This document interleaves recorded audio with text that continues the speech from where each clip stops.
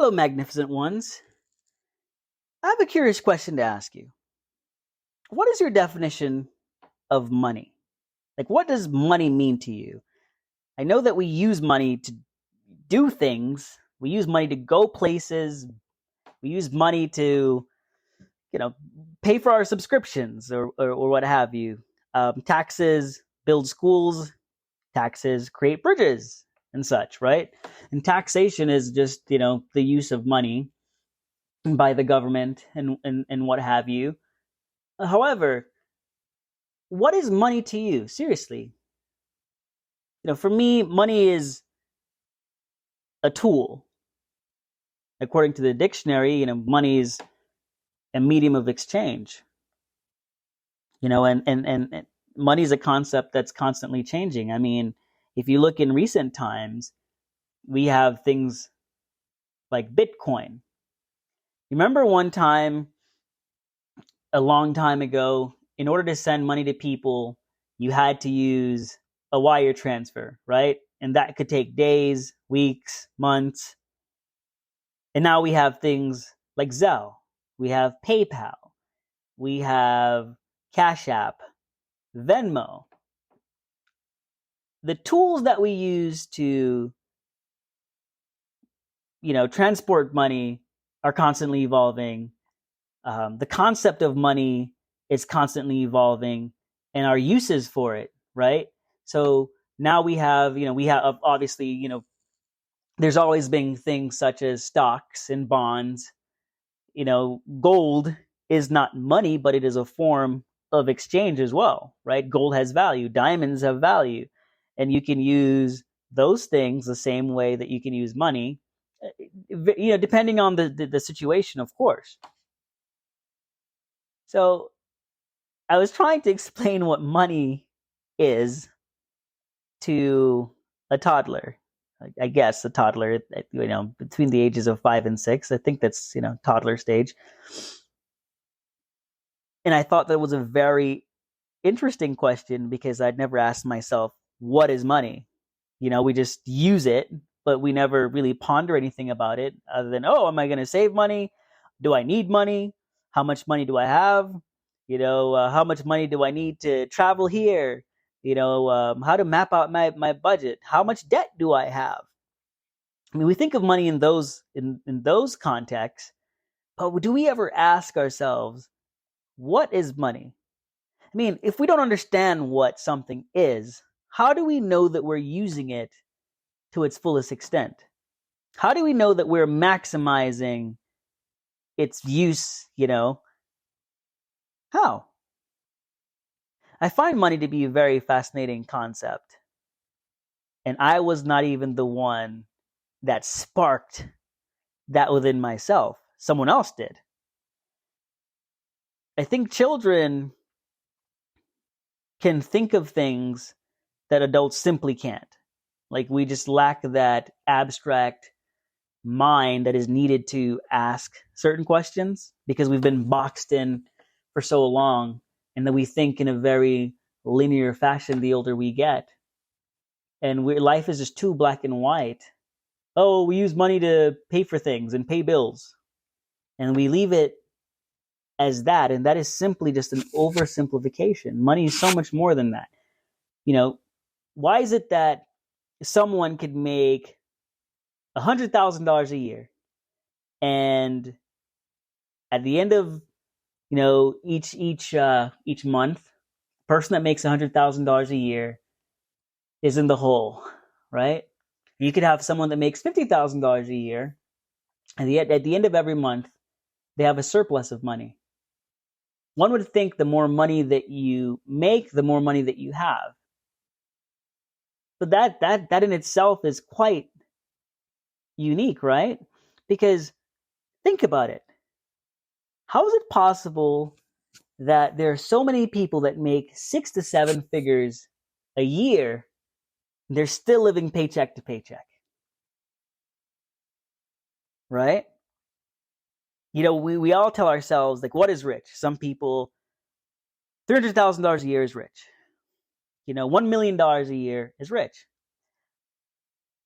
Yes, someone could make that as a salary, but that doesn't mean that they have more money than you at the end of the day, right? Even if you're making $50,000 a year, you could have your net could be more than someone that makes $10 million a year. That's their gross, right? Yet when we're talking about $10 million a year, like how could someone make $10 million a year and be broke? And how can someone make $50,000 a year and they're the ones that are actually affluent? Like money means different things to different people. Some people have a certain attachment to money and it causes them to, have the keeping up with the Joneses effect. Oh, I am now making $1 million a year, therefore I have to buy $1 million home, which they don't actually own, right? They get a mortgage, so they have to pay the bank for that home. Then so their house isn't paid off, so now that's a liability. And then they're like, oh, I have to buy this car that's $100,000 a year. I'm sorry, that costs $100,000. And that's another thing that now they also don't own. Now they're making payments. So they have, again, could be making $10 million a year. But that money is depleting fast. Okay, now they have to pay taxes. So property taxes, homeowners association. And they blinked. And now they're in debt. And now they're living paycheck to paycheck. You live in a great area, cost of living is more expensive. So now food is also more. So it costs more to do basic things such as eat. Entertainment costs more. Many people aren't equipped with the tools that they need to properly and effectively utilize money.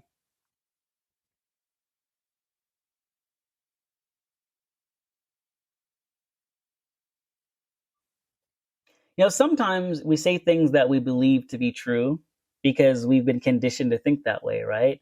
Like the moment that we turn 18, you constantly hear, oh, you need to establish credit. And things like, no credit is worse than bad credit. I mean, bad credit is the worst thing that you could possibly have because it means that you've done damage to your credit. If you have no credit, that means you can establish credit in some way, shape, or form, right? The fact of the matter is, we forget to mention when we talk about credit sometimes how people are drowning in credit card debt. And the fact of the matter is, most parents forget to educate their children on the dangers of not being able to manage their finances. Parents will tell their kids so many things in life, but they never truly teach their kids about finances. And so they make the same mistakes that their parents made. I was fortunate enough to have parents that did educate me on finances. Understood what taxes were at a very young age, and you had a budget and things of that nature. So I've always been financially sound and financially educated. But how many people had that same experience? Not many people do. What is it that some people think that they can save and become a millionaire, and that simply isn't true. You have to invest to become a millionaire. If you buy, a rental property, that's an investment, right? If you put money in the bank in a savings account, you're not going to get a return on your money. Your money does nothing for you. Your money does not work for you. So how could you possibly become a millionaire simply by stashing your pennies in the bank? You get less than 1% return annually. So that's not going to benefit you. Another thing is, it takes money to make money, but some investments are very, very bad investments, like going to college. College isn't for everybody. And I think that too many people go to college simply because they want to make other people happy. They don't know what they want to do, and so they take the path of going to college. And you're going to go to college, not know what you want. How can you possibly succeed in something if you're aimlessly moving forward? Chances are you're not going to. college is an expense, right? And college is also a business. So if you make the decision to go to college, why are you going to college? You can't get a refund if you don't like the classes that you decided to take. There's no, hey, I would like to return this degree, back for the money that I spent here for the last 4 years. That does not happen. You can do that with an iPhone. You can even do that with your car. But you're only going to get back a fraction of what you paid for it. The moment that you drive off that lot, you've already lost 25% of its value.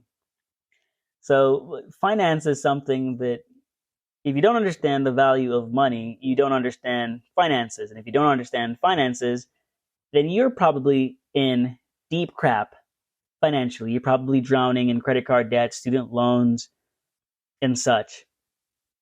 And those are very murky waters to navigate because in many cases, parents are also financially ignorant as well. And they create kids who are also financially ignorant. And as opposed to being honest with their children about, the pitfalls of not knowing how to utilize money as a tool, they simply perpetuate that culture of, oh yeah, get this car, buy this house, and not tell them that it could really, really damage their future. Because you're doing something because it's a routine. It's a routine to go to college, graduate college, get married, buy a house. That is a routine. Not a bad routine, but what about when you want to go on a vacation and now you can't afford to go on a vacation because you're drowning in debt, you have a mortgage to pay, you have a car note that you need to pay? Here's a better one. What about when you're sick and you're drowning in debt and you have no health care? What do you do then?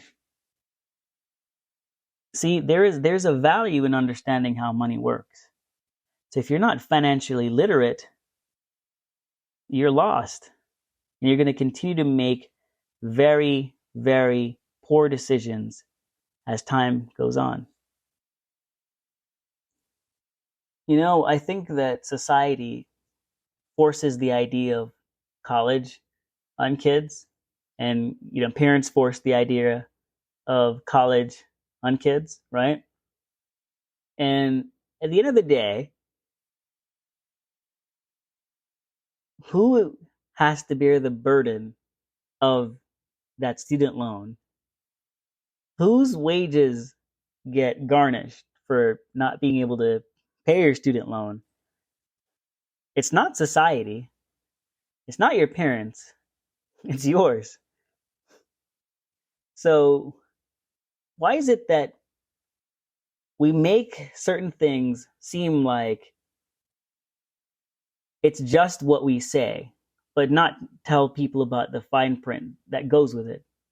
Oh, you go to school for an education, for a piece of paper that says, hey, you went to school, you showed up, and you can do XYZ thing, right? But not, oh, this is really an investment, and it's going to take about 20 years to pay this thing off. And by the way, while you're trying to pay this thing off, there's a lot of things you won't be able to do because so much of your resources are going to be diverted to paying this little piece of paper off. That's the part that parents forget to tell their kids about, right? Oh, you'll have a higher earning potential in life. Oh, cool. But what if that industry collapses? Or what if the market simply gets saturated, right? To the point where this one, job that used to pay six figures, now it pays, $40,000 a year. Why? Because there's not a need for it anymore. It's become less and less needed by society. Certain career paths, get phased out by technology. Are those things that we're telling, kids before they go to college? Like, hey, just because you love this thing doesn't mean you should go to college for it. Maybe you should do this as a hobby. That's a wise decision. I titled this, "What is Money?" But obviously, what money is and what money does and the positions in life that money can take you are truly profound, right? Because you can go to college and still not learn anything and still have to pay that bill, right? You can not go to college, become a plumber and make six figures a year.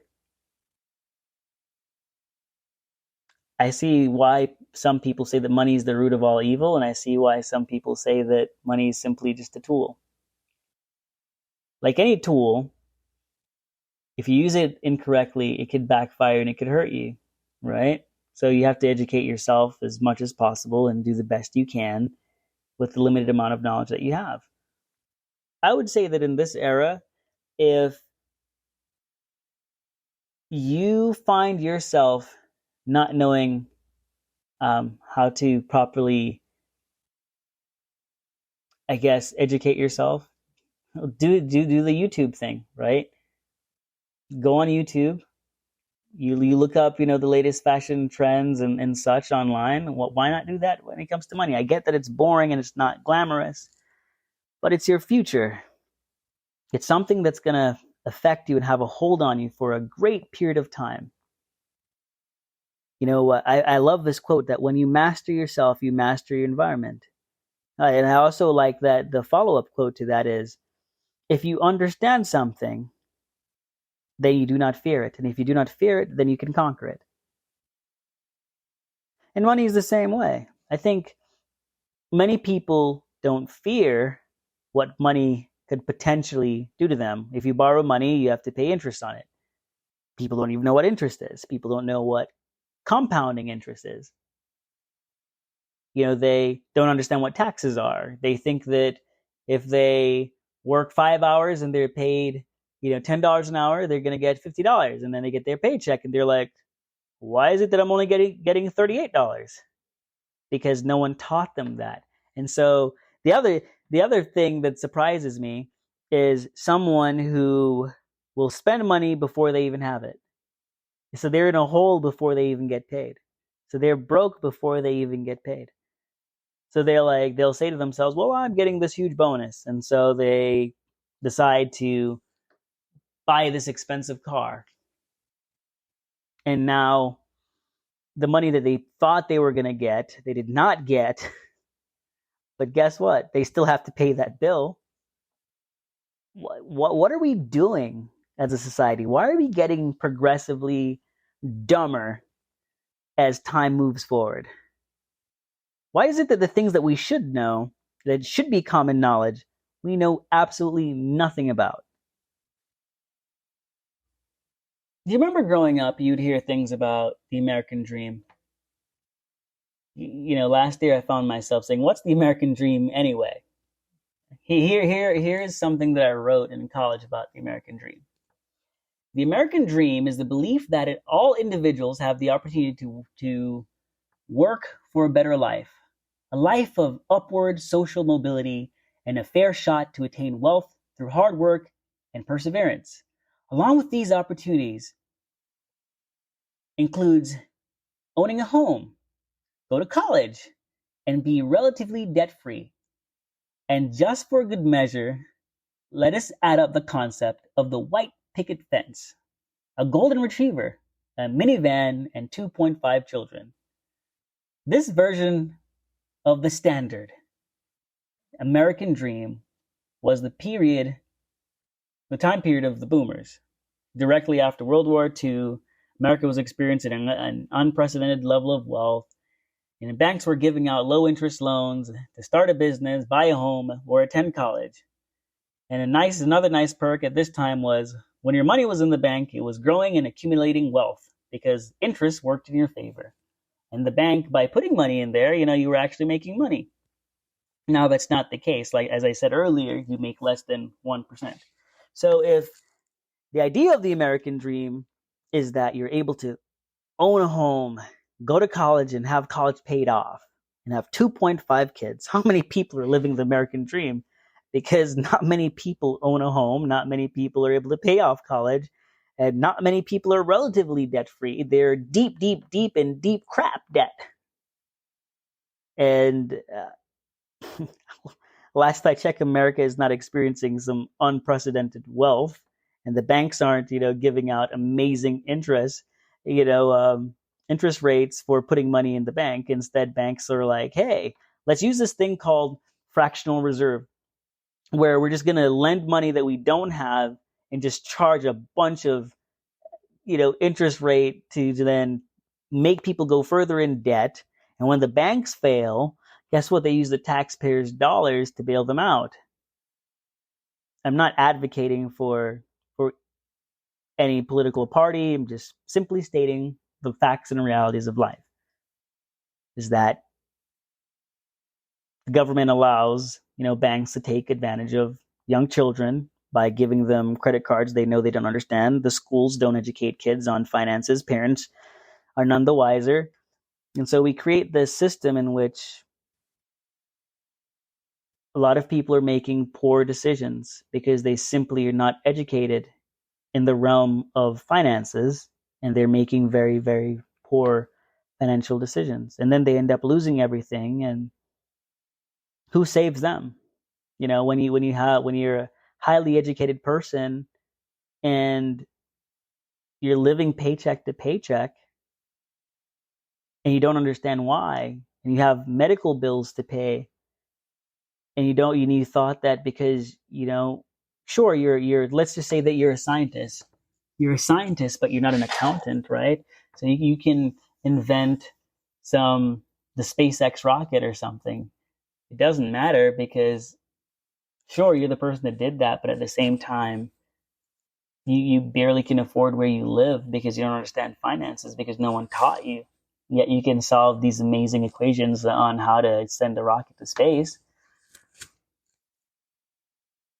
It's not our fault why we're not educated in this. Not everyone is an expert. I'm not an expert. I have an accountant that handles a lot of my dealings.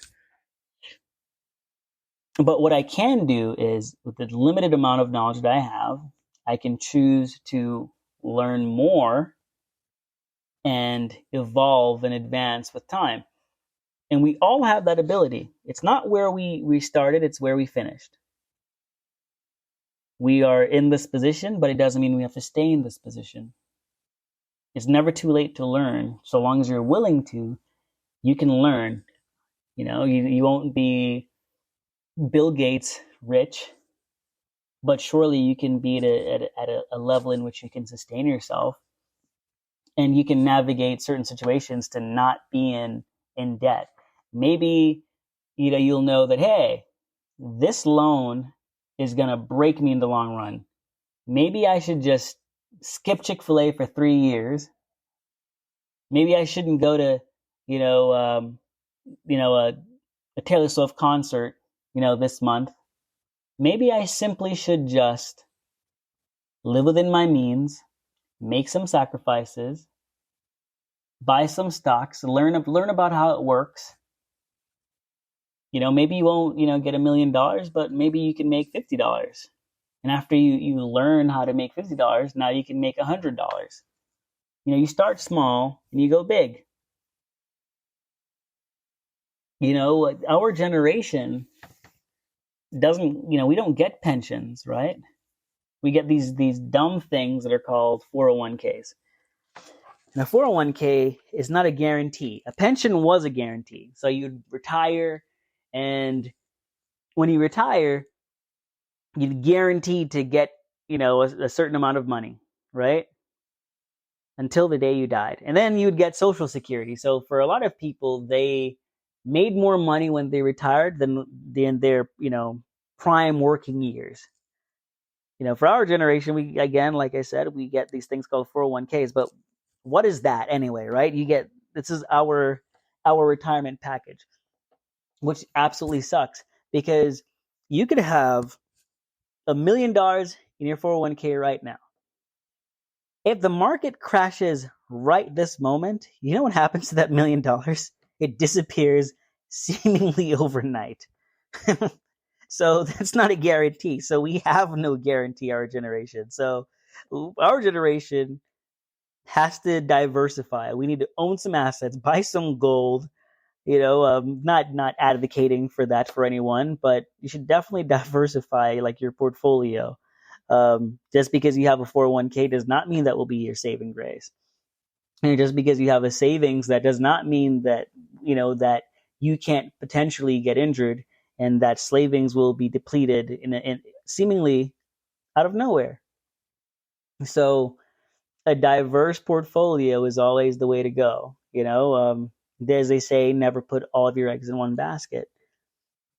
I when I was thinking of how to go about this particular topic, I was trying to be politically neutral and stay in the middle to not seem as though I was advocating for any political party in particular. But seriously, though, you know, finances are a part of life, and we should understand what money is. And when we understand what money is, then we can use money the ways that it should be used. A bank uses money like a weapon, right? A lot of people use money as a weapon. Those who have it.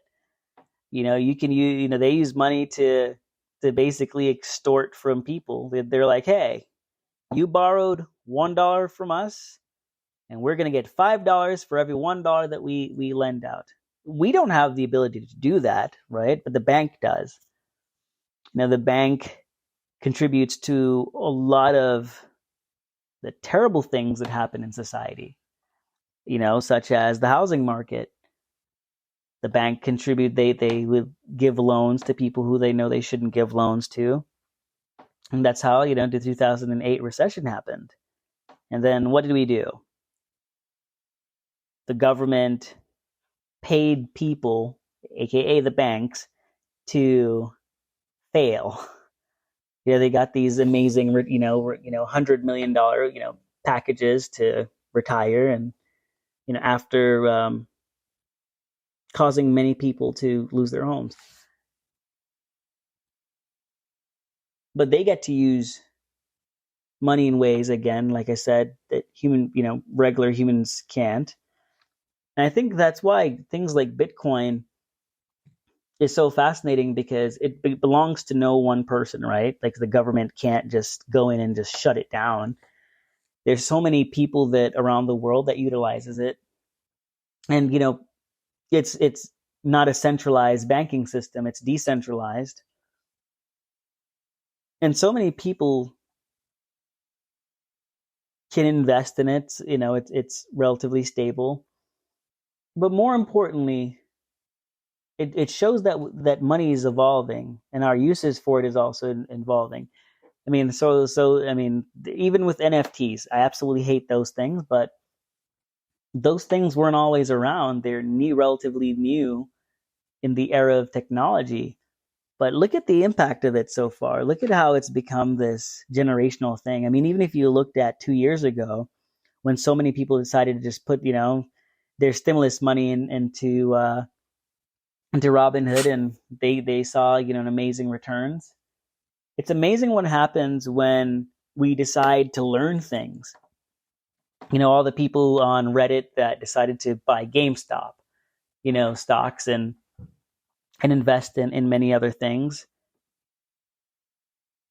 That was a fad in history. But why can't we as individuals make the decision to take power into our own hands and become the master of our finances? Do our research, not just because it's on Facebook or YouTube or, TikTok. Why can't we take the power into our own hands and control our destiny, our financial destiny, that is? Why can't we become the master of money as opposed to having money be the master of us?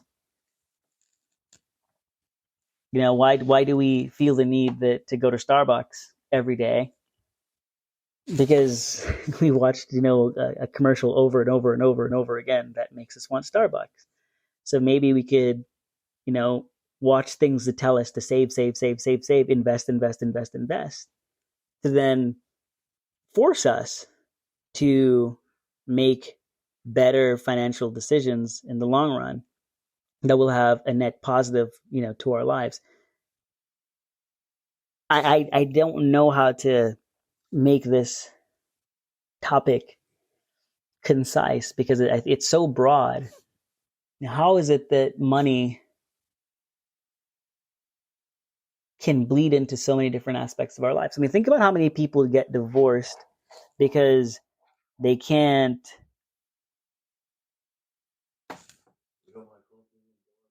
You know what? I'm gonna switch things up for a second and just speak. There was a time where there once was a negative stigma to those who are in debt, right? Like socially, when people were in debt, it was frowned upon, and it meant that that person that was in debt was financially irresponsible. And in today's day and age, being in debt has become like so normalized that so many people think it's a natural state of being, right? Like there's so many people that want instant gratification for everything. They don't know how to work hard, and they take the easy way out in many things. And swiping a credit card, they think makes their problems go away, and it's simply just, it's like adding fuel to gasoline, or fuel to the fire, as they say. They go, oh, I need new shoes. Sure, shoes are a necessity, right? But do they have to be Versace shoes? Really? There's no negative, ramifications of having, Versace shoes when you only make $12 an hour, right? It's like this instant gratification, this need to constantly please others are leading people to, their own financial demise. Now, if you're 20 years old, you still have 60 years of life, 64 years of life on average to still live. Can you imagine being, 80 years old and you can't afford your medication? You don't know where you're going to live. You can't, the years in which you should be taking things slow, or just, simply enjoying the fruits of your labor. You can't. You're 80 years old with a part-time job. Think about how many people are at retirement age that they're retired, but they have to work a part-time job in order to sustain themselves. And that's not even by choice. They're not working because they had nothing better to do. They're working because they have to survive. Too many people in our age group, millennials or Gen Zs, we allow our friends, our family, or society to determine the choices that we make, and we're just like we're puppets that are on a string.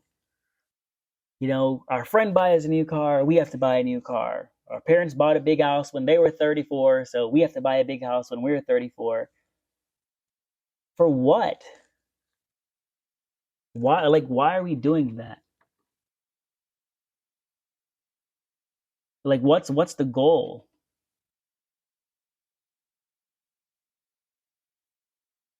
What is the end goal? What are we trying to accomplish?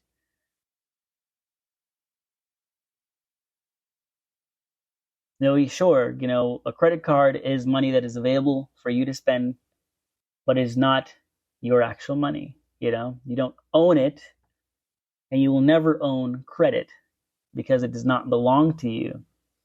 It belongs to someone else, and that person has strings attached to that credit. So when you're out there, you have to ask yourself, do I need this? Why do I need this? Am I doing it for everyone else? Am I buying this for everyone else to show off? Am I doing this thing to make myself seem like I'm successful? Because if you're living life for everyone else, then you're not really living. And if you're buying things to fill some void that you have inside, then you might as well just pay for a therapist. At least then you're improving and you're building and you're becoming stronger and better. But spending money for money's sake does not lead you anywhere. Money is a tool. Use it to travel the world and learn something about culture and food and people and language. But do so correctly. Learn to budget and learn the value of money. And sometimes learn to deny yourself certain things. And maybe you need that thing, but maybe you don't need it right now. You have to recognize like where you stand so that your next step isn't you stepping off into a financial hole. Life isn't fair, and we all want things that make us feel good in life. But it's also so much more rewarding when you work really hard for that particular thing and you treat yourself every now and then, as opposed to treating yourself every week, because then it becomes an addiction, right? Now it becomes a habit. Now you have to put it on Instagram. Now you have to put it on Facebook. And now you have to keep doing it because you're like, oh, when I put my Versace shoes on Facebook, I got 10,000 likes. So let me just keep doing this because it makes me feel good. Maybe not advertise what you have. Learn to be content now, because happiness is not a permanent state of being. Happiness is a temporary chemical reaction in our brains. And that's all happiness is. Being content and being fulfilled, that's something that lasts an extraordinary amount of time. Value your time and use money as a tool that it is. And I feel like this is more of a structured rant versus anything else. But this was a topic that, again, I was completely taken off guard by it because I was trying to explain to a toddler what money was, and I couldn't give them, my true definition of it. It's like it's one of those things that you know in your brain because of how you live your life, but you've never had to vocalize that particular thing. But I had to vocalize it, and by me vocalizing it, I had to look inward. And in doing so, I thought about a lot of things and financial decisions that I've made and financial decisions that I see negatively affect other people. And it just made me a little frustrated. And that's why the content came out the way that it is. And I'm not ashamed of it. In fact, I'm happy. Sometimes it's good to just not be on script, So thank you again, magnificent ones, for tuning in. And have an amazing day wherever you are, whatever time zone that you're in. And thank you for the amazing support. It's nice to say that my podcast is international and that people from all over the world and all over the United States and North America are listening. So thank you, thank you, thank you, and thank you for making this what it is.